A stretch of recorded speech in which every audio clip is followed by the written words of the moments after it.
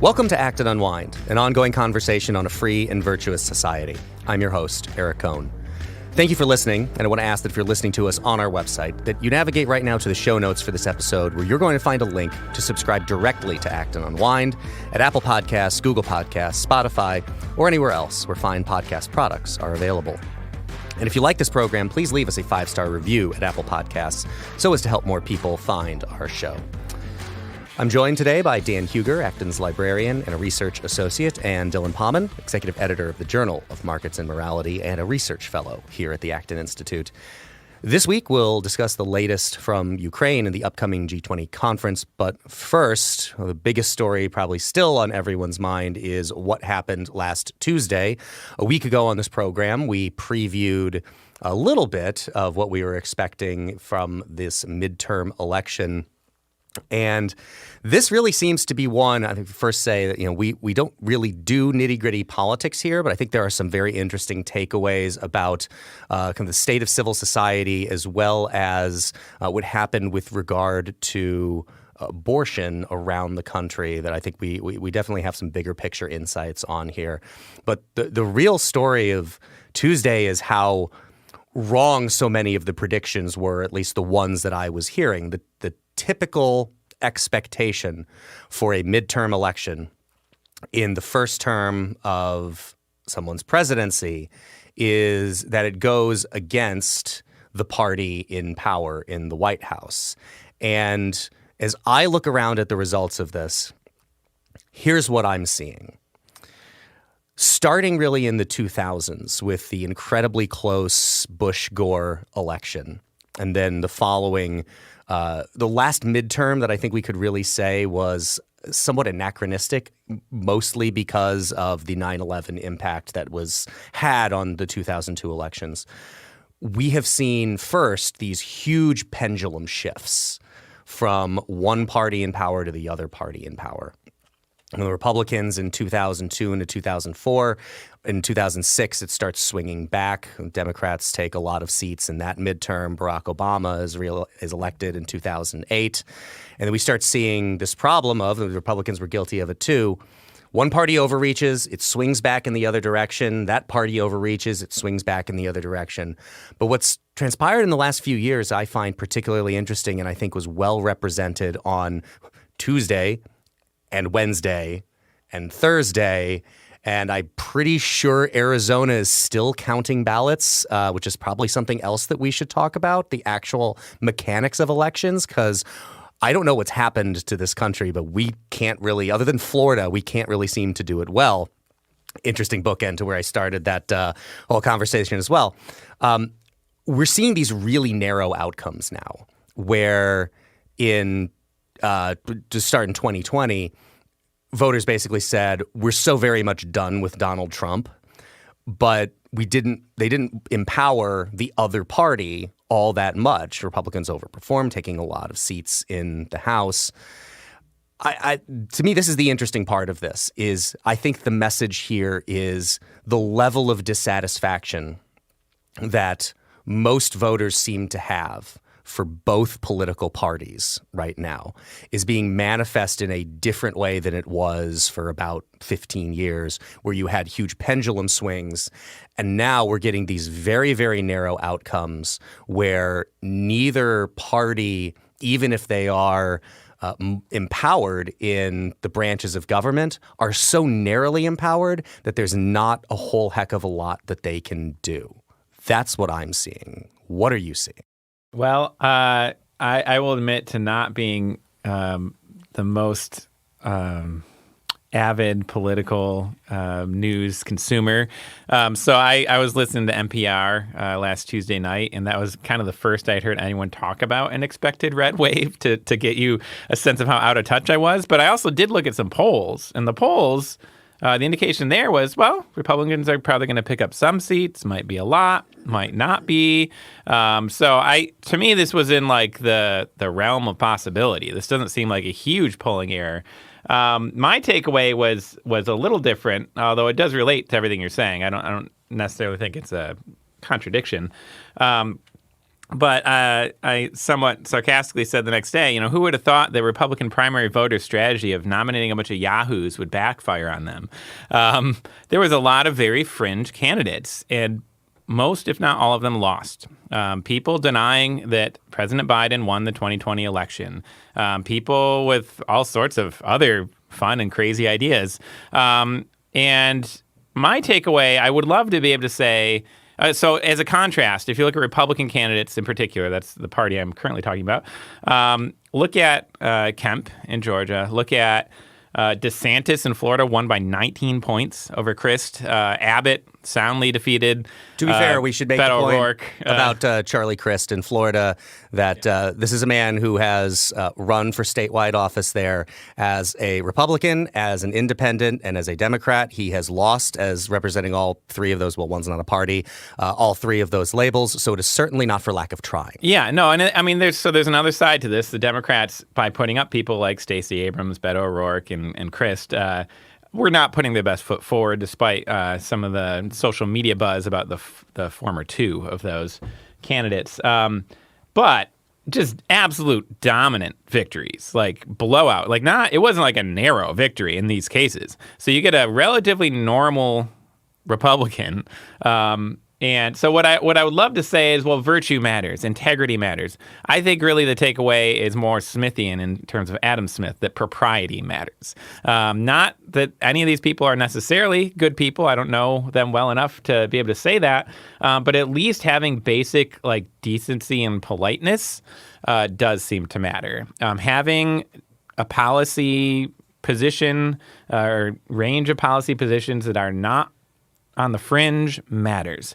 And my other takeaway on this is, if the Democrats seem to be celebrating, even though they lost. They lost some seats, right? Their celebration is, we didn't lose as badly as everyone said we were going to. If that is what is a win for Democrats, their party is in some terrible shape right now, right? I get that, yes, it breaks with historic precedent. I think, point well taken. On the other hand, they still lost seats. This is not a good election for them. They're going to be able to do less politically in the next 2 years. And they're celebrating as if as if it was like 2002 for them, as if they had, picked up seats. And that's not the case at all. So I'll just leave it there, I guess. But my takeaway is kind of fringe candidates lost, repeat losers lost again.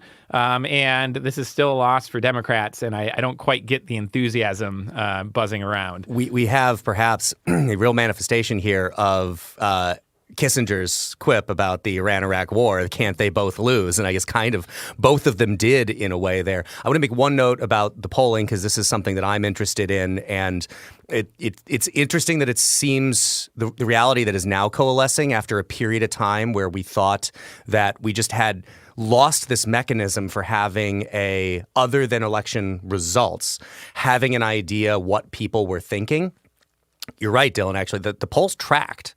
What was uncommon here is in elections like this, you typically see undecided independent voters break in one direction. And the assumption that I think was built on top of the polling data that we had was that in typical midterm fashion, that they would break in favor of Republicans in this one. And they didn't really. It was very mixed, but largely breaking in favor of Democrats, again, which is just, to me, reinforces this kind of, we don't like or trust either of you. And we really don't want to do the pendulum thing anymore where we're going through these waves. So it's just a whole mixed bag of results that seem to indicate to me this massive amount of dissatisfaction, not just with how things are going in general, like the right track, wrong track question has been overwhelmingly, this country is on the wrong track for a long period of time now. Every recent president's approval rating at some point has gotten down to just ridiculously low points. There was an NBC poll, I think, a week ago that had Joe Biden's approval at 28%. There's a lot of dissatisfaction out there, and with the candidate options that they're getting as well. So we're back to a point where the polls may actually be telling us something fairly accurate. It's just the assumptions that we have of what is normal aren't really holding up anymore. So like the House, the median voter always wins. And the median voter votes in a particular electoral context in their states for particular candidates. So candidate quality wins. If you look at this, I think you see really strong evidence that about 80% of the country will vote for a particular party regardless. So this is always a battle over that 20%. I think if it tends to be that if you put up a normal candidate, you can probably get 45 as the expectation. So you're really looking at that last 10% of voters. And you look at this, some people were saying that this is a disaster for the Republican Party. I don't think that's true. If you break this down into local elections. Now, this last cycle was certainly a disaster for Michigan Republicans. State government all around, the Michigan House, the Michigan Senate, all the major statewide offices went to Democrats. But you look just across the border in Ohio, and Republicans did very well. You look at a place like Florida, Republicans did very well. You look at a place like New York State, Republicans did, they didn't win New York State, but they did substantially better. And you have in other cases, in other contexts, you have sharp divergences. In Georgia, you have, Governor Kemp very comfortably getting reelected. You have Herschel Walker now going to a runoff. Did not track with the governor. You see similar disjunctions between, in this case, both candidates won, but Governor DeWine in Ohio and J.D. Vance, those margins are much, much different, despite the fact that they both won. And I think all of those things are instructive. And I think both parties have recently sought to sort of maximize mobilization of the base and have ignored the median voter theorem. And I think this is a vindication for one of the classics of political science. That is, I think, one of the big narratives of the last week has been, and Dylan, you were pointing at this as well, how well the normies did. Now, look, to be abundantly clear, the desire to run for an office like governor of a state suggests to me that you're not really normal in most understandings of it. As my uncle, who used to teach political science, would often say that you have to be a little bit crazy to get into politics, and you have to be a lot crazy to do well. I've heard him say this for at least 25 years. So that well predates a lot of the craziness we're seeing now. But you see this in a bunch of different places around the country where you had states with two top-of-the-ticket races, usually governor and senator, where, at least from the perspective of the Republican Party, the normie candidate did very well and outran the call them what you want, this more national conservative, Trumpian, MAGA candidate. Georgia is one of those examples with Kemp running so far ahead of Herschel Walker. Ohio is another one of those, even though J.D. Vance was victorious by a much smaller margin than Mike DeWine, who's about as normie Republican as you can possibly. He's like, if you ask central casting for a normie Republican, they would send you Mike DeWine. And then even with the underperformance of Arizona fascinates me. And this is, maybe we can talk a little bit about the kind of civil society confidence question that I think we're going to have to be dealing with more and more. And I think Arizona is a good vehicle for that. That you had originally, the perception was going to be that Blake Masters, the Senate candidate backed by former partner of Peter Thiel and backed by Peter Thiel, was going to possibly have to drag Kari Lake, the governor candidate, across the finish line.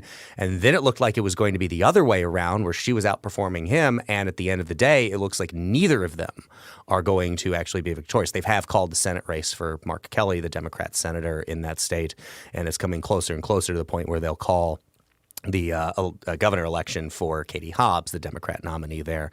I think it is interesting that, yes, those fringe candidates are not being as favorably received at the ballot box. I think that is a positive development for our civic culture. I think the biggest problem, and I've talked about this on this program before, is, and I've, to different people over the course of the last week, have made this point because I bring it up every time this subject comes up. One of the most prescient speeches in recent American political civic life was Mitch McConnell on the floor of the United States Senate at the final passage out of the Senate of the McCain-Feingold Campaign Finance Reform Act, where he made the point, you people think you're getting money out of politics. That's not what you are doing. You are getting money out of the political parties, and it is not going to have the results that you think it is going to have. And I think we have seen over the last 20 years how right he was about that. That there seems to be an inverse correlation between how strong the political parties are and how much partisanship we have. As the parties have gotten weaker, partisanship has increased, not decreased. And I find over the last 10 years, too, to prove some interesting things that used to be conventional wisdom wrong, this idea that it would just be a great idea if we had more people voting and participating in elections, that we would be better as a country if that were the case. I think we've seen that the opposite of that is true. We have gotten we're getting presidential election level participation in midterm elections now, which used to be much lower voter turnout. Are we healthier as a society as a result of this? Is it, or at least has it correlated with better health of this republic? Quite the opposite. We seem to have more civic health problems now, but we're turning out more people to vote, which draw from that the conclusions that you will. I think coming back to Arizona real quick, I'm curious for your thoughts on this as well. One of the biggest challenges I think we are going to face is if a lot of these states can't figure out how to more quickly produce, count election results. We had all the conversation about the problems with elections that we had over the last couple of years, some of them based in outright falsehoods. The problem has never been on the voting side. It has always been on the counting and certification side. Arizona, last time I checked, still at like 80-some% being counted. Pennsylvania, similar. Nevada, similar. And you contrast that with Florida. That becomes this national hotspot in 2000 in one county because of a kind of strangely designed ballot and this whole month-long effort to try to divine the intentions of voters from little hanging pieces of cardboard off of a ballot. And to Florida's credit, they decide, like, this is never going to happen again. And now they have one of the most efficient election vote counting programs in the entire country.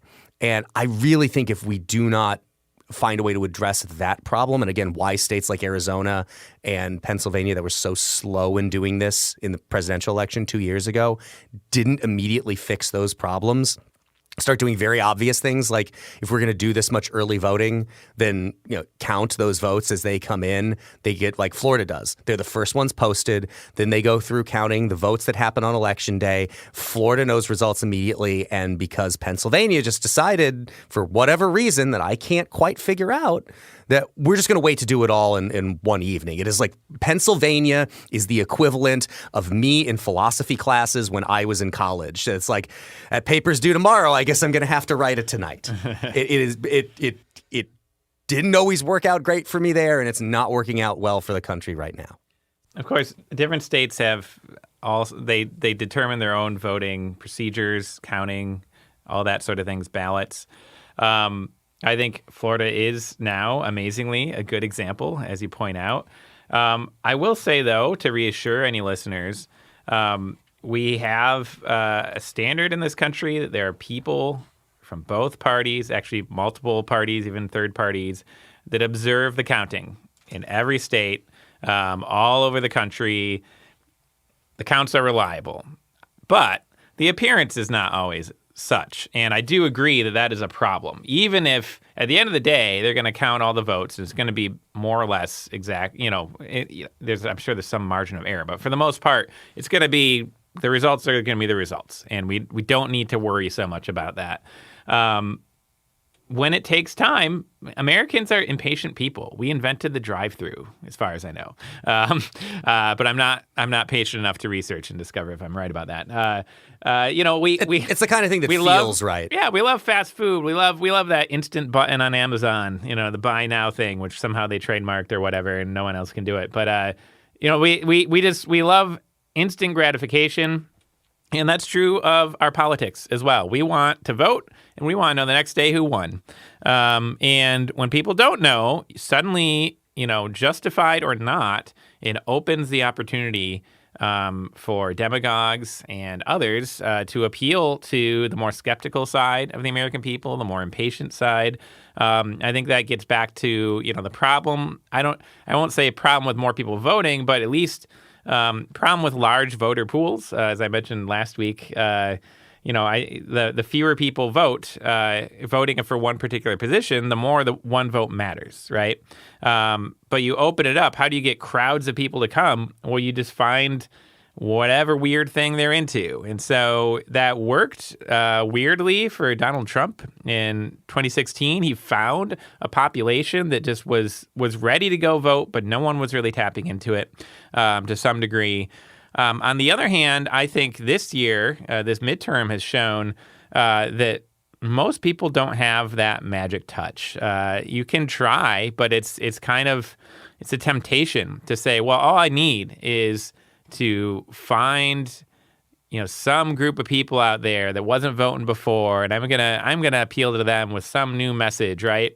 And so I guess the message was like the QAnon people and the election deniers or whatever, and that's what Republicans were betting on, and it was a bad bet. And I think most people would have told them ahead of time it was a pretty bad bet. I think it's not even as much the finding something that those people are into as finding something that they disdain. Yeah, that too. So much of the motivation is, I think we've seen this with numerous elections now, again, to get back to questions of American civic health, has been oppositional. It has been against the other side rather than for the side that they want. I mean, so the question then becomes, how do we get a healthier political and civic culture in this country? How do we move from where we are with this massive amount of dissatisfaction that is getting more engagement from people, but more engagement along negative lines? How do we turn that into, again, this is where I come back to the thing about people voting, that, to not act is to act. Yeah. Everybody who used to decide, looked at elections and didn't turn out to vote. It was, overdetermined phenomenon. There's too many reasons for why those people don't vote. But I think one of them can generally be viewed as there was enough contentment with the status quo that they didn't feel the need to take the time out of their schedules to go vote for one or the other. It was a tacit admission that they were okay with whichever way it went. And people are now not okay with whatever way it went, not as much because they have a huge passion for what they're for, but because they have a huge passion for what they're against. One of the ways that you could conceivably bring people together in this sort of thing is addressing the sort of problems we have in vote counting, making it a point, and a bipartisan point, to sort of make institutions functioning match their expectations. I think it's a completely reasonable expectation to have an orderly, timely counting of votes. And there are, as Dylan pointed out, there's different sets of rules across all sorts of jurisdictions. There are different clerks responsible for all of these things. But it also is very clear that we have some states that are models of how to do this, and that states that are having these problems should look to those models. This is one of the wonderful things about having this, the upside of this diversity of election processes is this acts as sort of a laboratory. And we can identify best practices, get behind those, and change voting, how counts are made. Because at this point, the counts delays contributes to polarization and contributes to a lack of trust that then bleeds over into all sorts of other aspects of our electoral process. And I think diminishes the incentives for constructive civic engagement. I think we see it it helps us notice it in other areas of life as well. John Podhoretz at Commentary, I always like where he pegged kind of the start of this sense that we seem to have as a country that things don't work right anymore. And he attributes it, or at least the start of it, or when he started noticing it, to the 2017 Oscars. Do you remember what happened at the 2017 Oscars? Warren Beatty announces, because he was given the wrong envelope, the wrong winner of Best Picture. And they have to run out and stop the whole thing and say, no, actually, it was a different film that won. I think it was, I'm trying to remember which movies it was. This tells you how far the Oscars has faded from consciousness as well. And I don't even remember what it was. And thank you, our producer, Daniel, just jumping in there to tell me it was Moonlight and La La Land. La La Land was announced as the winner. It was actually Moonlight that won. Shows you how long those films have endured in my mind. I have seen neither. Yeah. But this was in the after time. Yes. When I had kids. And, Yes. Before then I watched movies. Yes. Well, and as fewer and fewer people actually watched the Oscars, fewer people actually saw this happen. But I was like, John trying to find this place where it seems like things just started going off the rails, not just in political and civic life, but even in cultural life as well. And anything that could be done to help instill confidence in people this gets back to my Yuval Levin hobby horse that I ride all the time, confidence in our institutions, that the institutions are there to do something specific, that they're doing the thing that they're supposed to do, rather than being vehicles for kind of a venal personal promotion of the individuals who are a part of those institutions. There's another way that this bleeds over. When you have these very polarized elections, what you get is very slim majorities, which make it very hard for whatever party wins, quote unquote, to actually govern and actually deliver on the promises they've made to voters. NBC News, right before we came in, has called the House for the Republican Party. We will have a Republican House. We will have a razor-thin majority. We have just like the Democrats did for the last 2 years. Yes, we have, and that was something that in both the Senate and the House, it allows fringe members of the party to have an outside influence on policy. It allows them to delay things. It creates an incentive when you have a highly polarized environment. It creates an incentive not to go and look for perhaps people in the other party to get on board and to build some sort of bipartisan consensus. So you have this compounding where people are increasingly angry at the government, and the government is increasingly unable to address their concerns because of this dysfunction in governance. You will have, you have many Republican House members right now talking about how they are dissatisfied with House leadership in the Republican Party. I don't know who the House Speaker is going to be. I don't envy whoever gets that position, because it's going to be very difficult with a very slim majority and a very internally divided party. The one other election-related subject that we should cover, and we talked about it in a couple different ways on this program before, did we really underestimate the importance and the impact that the issue of abortion was going to have on this election? I actually remember shortly after, I remember if it was right after Dobbs was argued or if it was when the opinion first leaked, that, I guess my somewhat more hopeful view in all of this thought that it had an opportunity to help better our civic culture, because it would actually compel people to do some of what Dan was talking about here, find ways to do what politics is supposed to be for, which is making accommodations on things that we don't all agree on. But I think what we saw as a result is that places where you had something on the ballot, particularly in a constitutional amendment fashion, that the abortion rights side of it was very successful. No matter which way as a yes or no you had to go on that. And I was talking to Dan this morning and made the point that in most cases when it comes to constitutional amendments on ballots, the inclination of the voter is towards the status quo. Whether that's a yes or a no, it is generally towards I need a super compelling reason to change something, particularly when it comes to the Constitution. But we saw places where, whether yes or no, Michigan and Kentucky, there were different votes, different orientations of what was on the ballot. In Michigan, it was protecting abortion rights. In Kentucky, it was basically saying it empowers the legislature to do what the legislature does, that there is no right to it in the Constitution.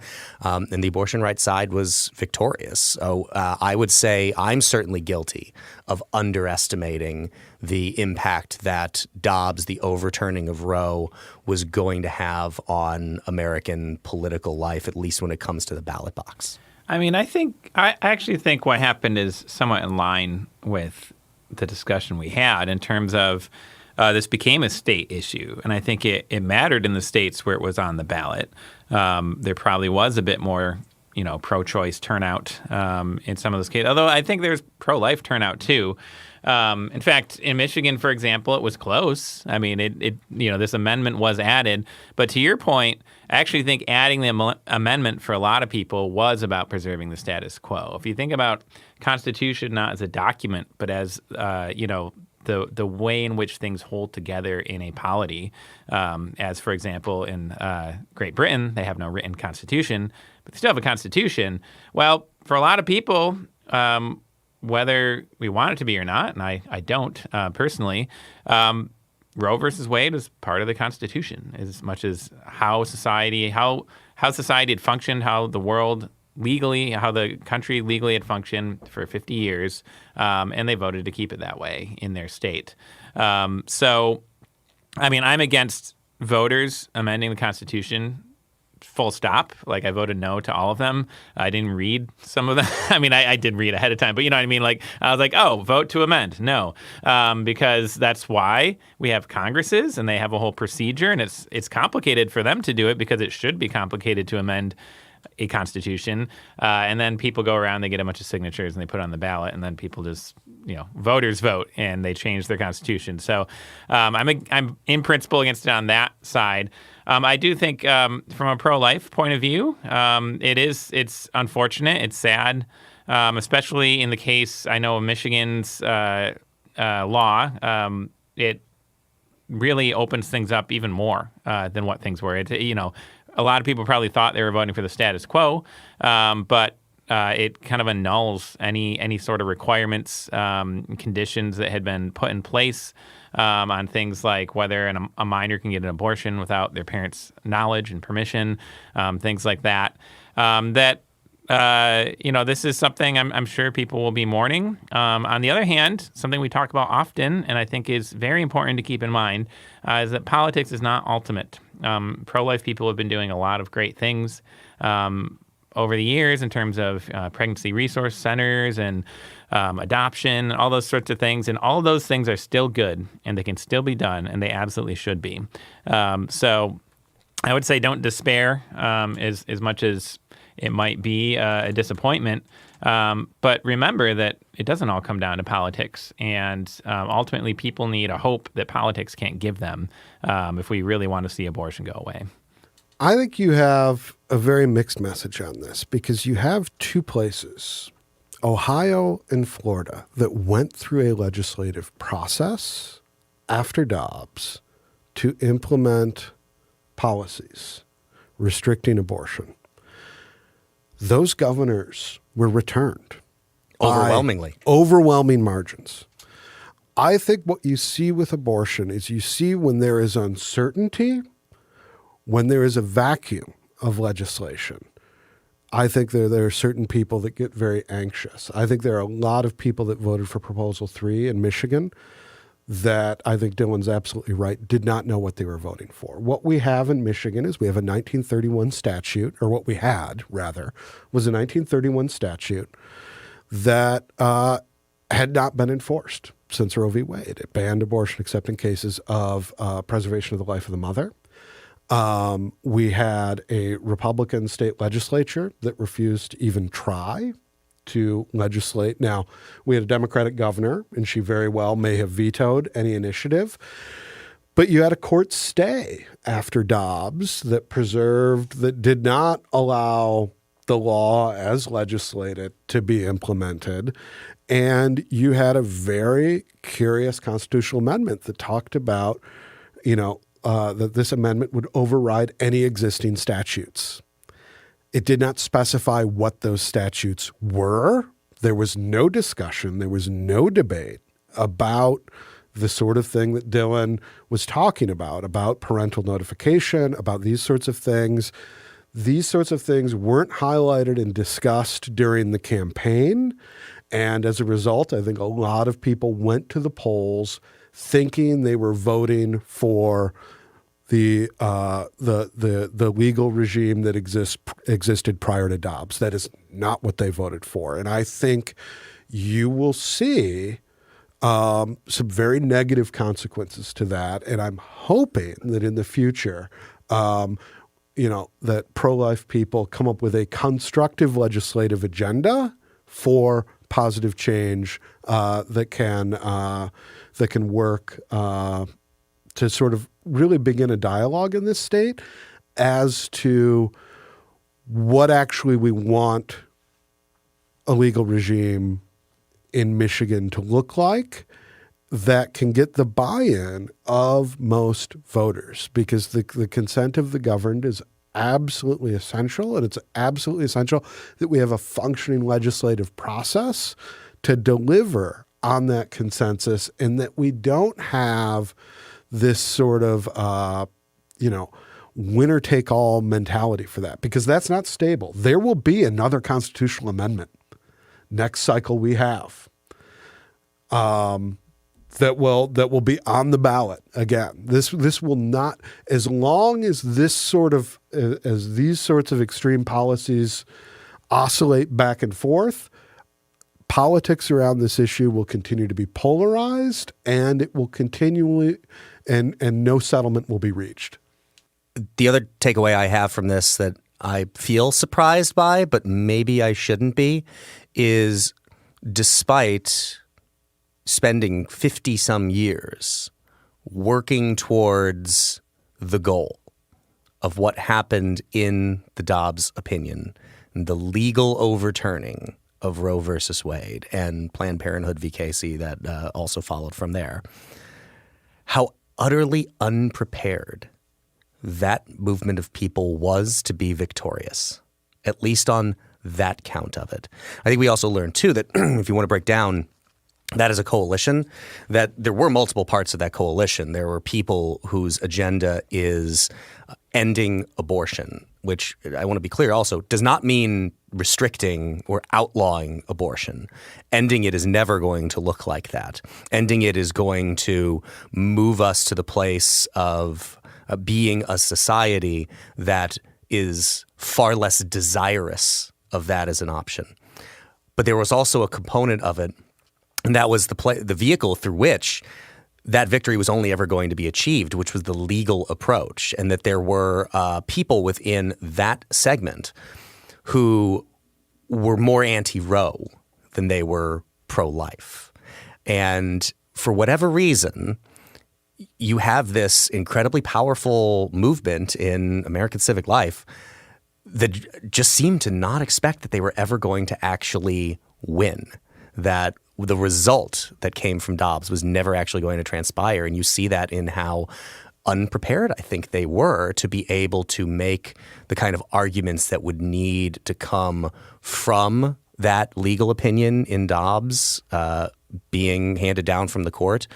They were not ready for what was next. I think that tracks really well with what Dan was saying about, governors and states that have used the legislative process to restrict or put, regulations on abortion. Ohio and Texas, this was not new for them. Other states as well. They've been doing this for decades. Their pro-life movements had a state-level aspect to them in a way that I don't know that we necessarily had up here in Michigan, at least not in a comparable way. I think for a lot of people, it was just kind of this culture war sort of thing. And if we just get rid of Roe versus Wade, no more abortion. And that's not at all how it worked. We, of course, talked about that at the time. It took it down to the state level, and different states were more or less, or different pro-life movements were more or less prepared for the legal side of that on the state level.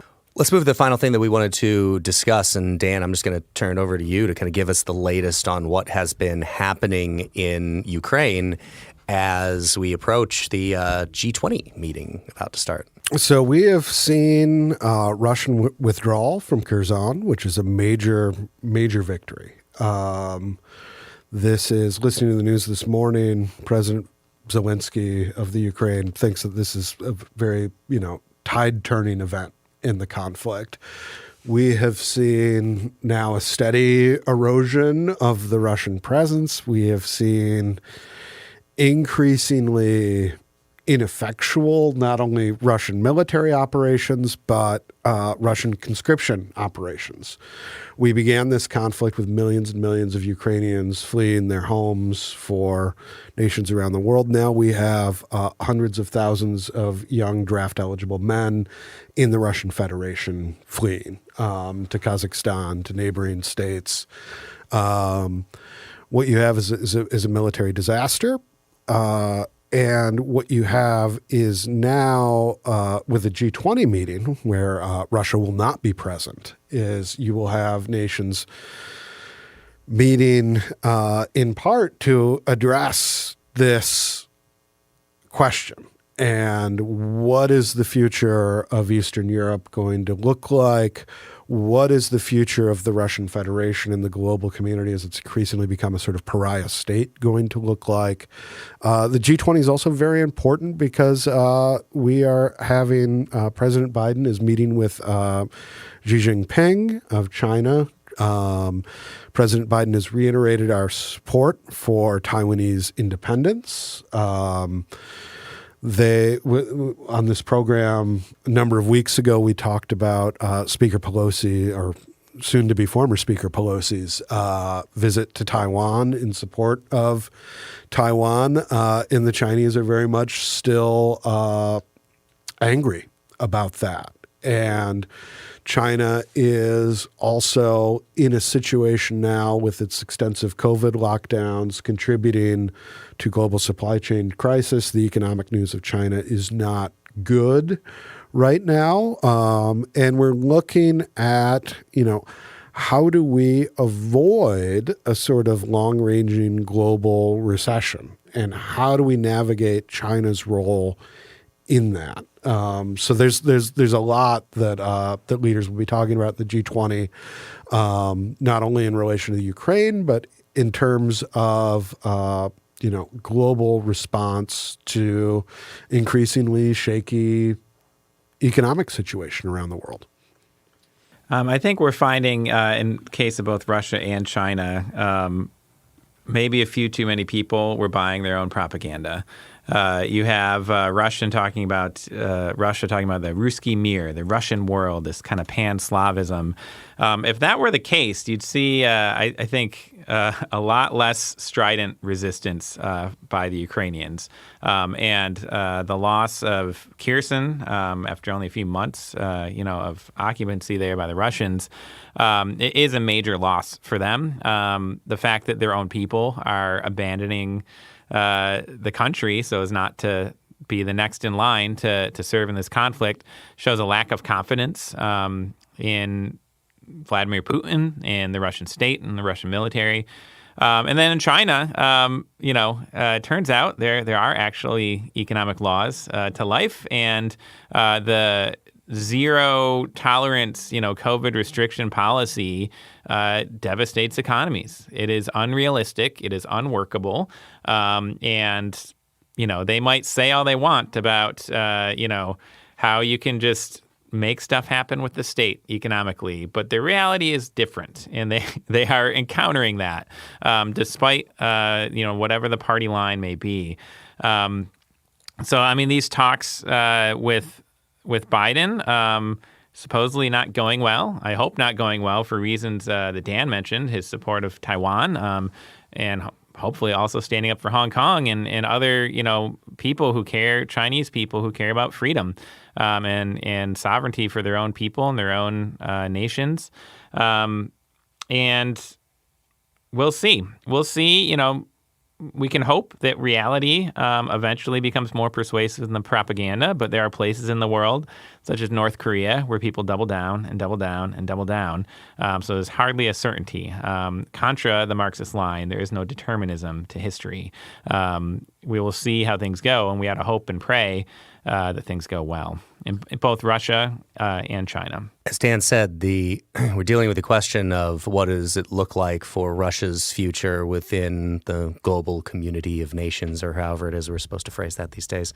The element of that I think deserves to be accentuated is Russia becomes increasingly a pariah state with one of the largest nuclear arsenals in the world, which we've certainly dealt with pariah states in the history of the world before. We've dealt with nations with large nuclear arsenals before. But I think you can make an argument that we have not seen a nation in the same kind of place that Russia is now finding itself, largely just because of this action that it has taken in Ukraine, where it becomes a pariah to the extent that it has, but it still holds one of the largest nuclear stockpiles in the entire world. Also highlights, I think, the importance of, as you mentioned, nations that can double down on that. There's a reason we don't fear North Korea in the same way that even though they, as of my knowledge, have a nuclear weapon, we don't fear them in the same way that I think it's legitimate to fear that Russia might use it.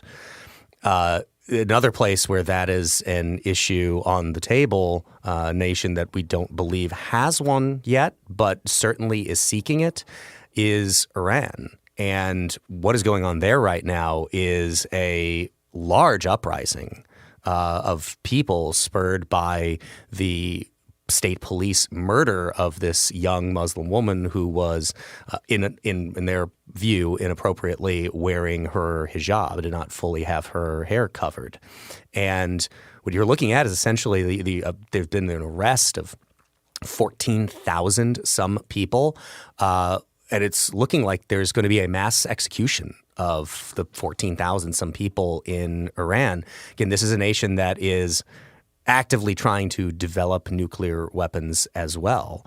So you see, in a sense, a world where things are getting, in some senses, more dangerous. I hope that we're right about, I don't remember which one of you, I think it was Dylan, you made the point about believing your own propaganda. I mean, we should be making this argument that one of, as messy as all the conversation is that we just had about American elections and all of that, right? There are feedback loops that are built into a free society in terms of the exchange of information. I think one of the lessons that we have learned about Russia's decision to move into Ukraine is, and I think we're going to see similar lessons in stories about China in the coming years, that when you do not have the free flow of information within the state apparatus, you have generals obviously afraid to tell Vladimir Putin things that he doesn't want to hear, but they probably needed to, because what we've learned, as is now evidenced by what has transpired, they were utterly unprepared for what it was they were trying to accomplish in Ukraine.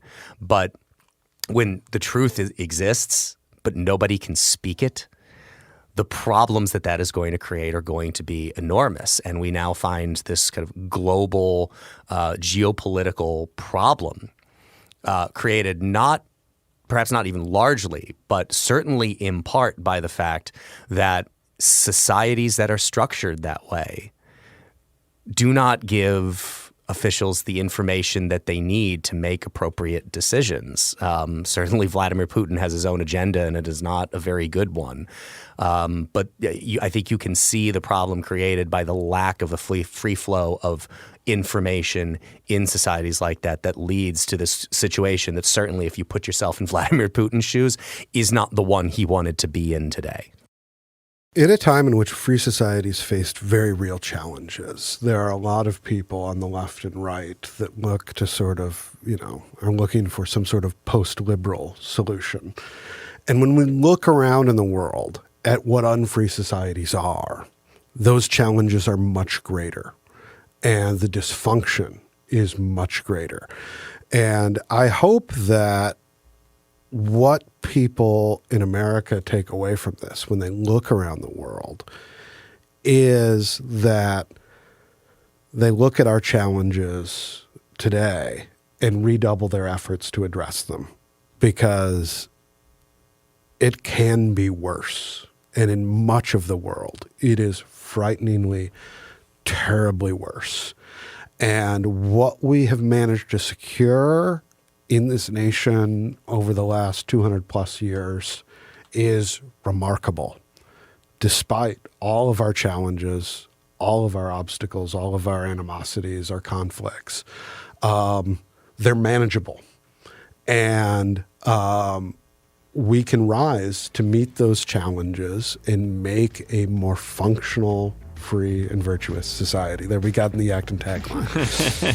Certainly we should call it a wrap there then. Thank you for listening to Act and Unwind. If you're listening to this podcast on our website, please take a look right now in the show notes for a link where you can subscribe directly to Act and Unwind, or just search Act and Unwind on your favorite podcast app. Also, please rate and review us on Apple Podcasts, 5-star reviews only, so that more people can find this program. Thanks to Dan, thanks to Dylan. For the Acton Institute, I'm Eric Cohn. We'll see you next week.